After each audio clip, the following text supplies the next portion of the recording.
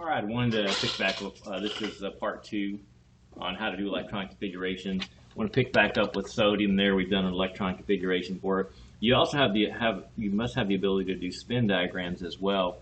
And a spin diagram is actually able to tell us where all the individual electrons are, and what we need to be able to get from that is how many unpaired electrons there are. There's also a couple of questions you have to be able to answer when you do problems. When you do an electron configuration, you don't just have to do the configuration, because the importance of these configurations is to actually know how many outer or valence electrons an element has. So again, by definition, valence electrons are those in their outermost level. So if we look at sodium, we say how many valence electrons does it have? Well, there's everything in level 1 for sodium, because that number, the principal quantum number, tells you the level the electrons are in. There's everything in level 2, everything that had 2 in front of it. So this is everything in level 3, and so sodium has 1 valence electron because it has 1 outer level electron. That's why it's in column 1 on the periodic table. Everything in column 1 has 1 valence electron, and that determines the way they behave. It would love to, in that last level, it would love to either lose 1 or gain 7, because gaining 7 would give it 8, but if it loses 1, notice the next level's full. Now it has 8 total electrons in it, and that's what makes it stable. That's why all the representative elements gain or lose electrons to become stable. Another thing you need to have the ability to do is a spin diagram, but lucky for you guys, we only have you do a spin diagram for the last sublevel. So right now for sodium, I'm going to show you a complete spin diagram and then show you how you need to do them for the rest of the elements, because we only do the last level and sublevel to do this. So here's a spin diagram. You write down, first of all, where you're going to put the first electrons. Again, we use our diagonal rule. Again, we're going to start filling up 1s first. But you use a dash to represent the number of orbitals that you're putting electrons in. So there's always one s orbital, so there's 1 dash. That represents an orbital.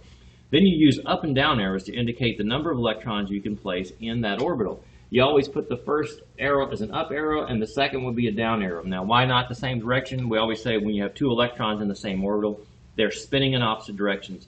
The spins cancel each other out, and really what we're looking at this is because the question we always have to answer with spin diagrams is how many unpaired electrons they have. Unpaired electrons would be electrons in an orbital by themselves. And if an element has electrons in an orbital by themselves, they can sometimes be magnetized. And that's why we're looking at that. Next thing, we fill up 2s. We put 1 dash there because, again, there's always only 1 2s orbital. We can put 2 electrons, 1 up arrow, 1 down arrow. Now we place 4 electrons. Then you go on to 2p. Now the question is, how many dashes? Look how many orbitals there are. Remember, there's always 3 of them. You put 3 each dash represents an orbital. According to Hund's rule, this is the way you place the first 3. Then you go back, there's 4, there's 5, there's 6. Hund's rule says you put, when you're filling up equal energy orbitals, you put 1 electron in each orbital. And then 3s, 1 orbital. But notice for sodium, it can hold up to 2 electrons, but sodium only has 11 to place. There's the first 10. There you go. That's the configuration for sodium. So how many valence electrons again does sodium have? Only 1. How many unpaired? All of these are paired up with electrons in the orbitals. It has 1 unpaired electron that's in an orbital by itself. So that's what you get from a spin diagram. So let's look at the rest of these there. Let's see, phosphorus has an atomic number of 15. Look it up on the periodic table. Nitrogen 7. So I've already got these worked out for you. Again, we fill them up just like always. So go to the top of your spin or diagonal rule. 1s fills up first. Once you go through the line, go back to the next line. Fill up 2s. Once you get through that, go back to the next one. 2p, 3s. And so there we are. And then the next thing after 3s, go to the next line, fill up 3p. This is kind of cheating a little bit, but you need to know, like, how do you know what numbers can go here? Remember, you can only put 2 electrons in an s orbital because there's always only 1 of them. You can put up to 6 electrons in the p orbitals because, again, there's always 3 p orbitals. How many electrons can we put in the d orbitals?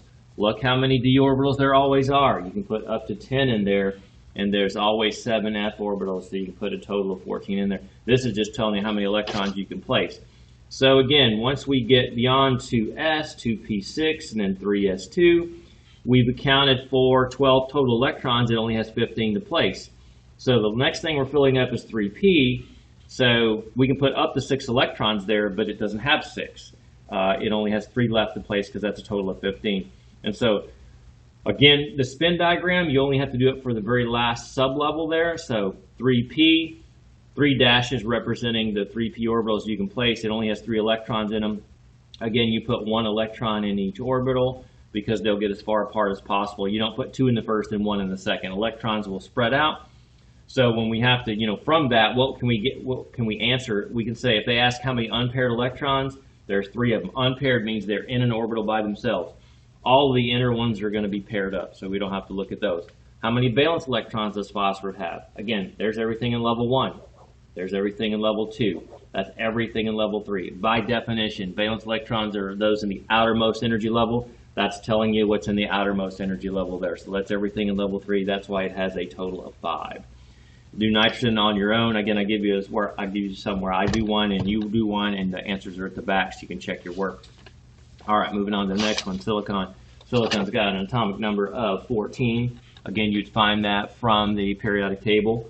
And again, we're going to use, I'm trying to find, again, the diagonal rule set up to do these problems. And so there it is again. And so, again, 1s2, 1s2, 2s2, 2p6, 3s2. We placed a total of 12. After 3s2, we fill up 3p. When we only have 2 electrons, it can hold up to 6, but we only have 2 left to fill up because that's 14 total. And so that's the electron configuration for silicon. The spin diagram, again, just write down the very last one. 3p dashes represent, needs another dash there to represent that you can fill up possibly 3p orbitals, but there's only 2 electrons to place, so 1 there, 1 there. You don't put 2 in the first, they get as far apart as possible. So now, answering questions. Valence electrons, again, everything in the outermost level. There's level 1, there's level 2, there's everything in level 3. The 3 in front tells us that, so that's why it's got 4 total valence electrons, and it's got 2 unpaired. Only the last 2 are unpaired by themselves. Germanium's, let's see, its atomic number is 32.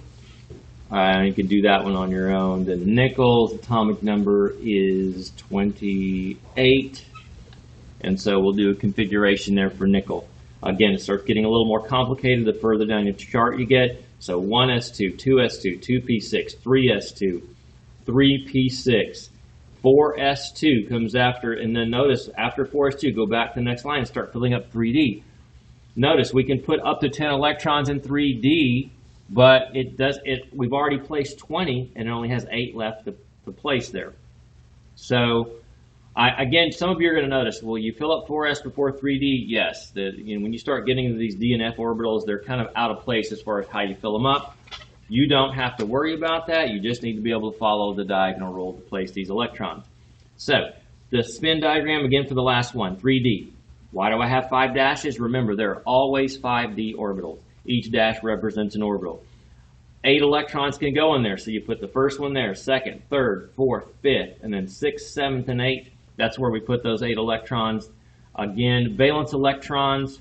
Now, this is a little crazy for elements that end in d orbitals. When you consider their valence electrons, you do have to consider those that are in their d orbitals. And again, this is only for elements that their very last electrons are in d orbitals. So this is kind of an exception to what we've been talking about. Those are technically the valence electrons. Again, let me repeat myself. It's only those that end in d that you include the d orbitals as their valence electrons, because you go, well, it's got level 4's got 2. But you must include the d orbitals as well. They're very close in energy, and they have a tendency to lose those electrons when they're reacting with other elements. So that's why we say it's got 10 valence electrons. Unpaired, though, you can see it only has 2 that are in electrons by themselves. Again, you can do iron on your own. Iron's atomic number is 26. There are some exceptions here to the octet rule. Chromium and copper, it's the entire column for chromium that's an exception. Chromium's got 24 total electrons. There they are. They've been placed for you properly. But this part of the configuration here is actually not true. And again, this exception is only for the column that has chromium and copper, and I do not apply this to the rest of them. So the actual configuration is 4s1, 3d5. Let me try to explain why. If you're doing a spin diagram for these, okay, this is what it would look like. So you go 4s2, you put the 2 electrons in there, and then 3d, 1, 2, 3, 4, 5. You put 1 electron there, 1 there, and 1 there. So we'd say that's a filled sublevel, and that's a partially filled sublevel.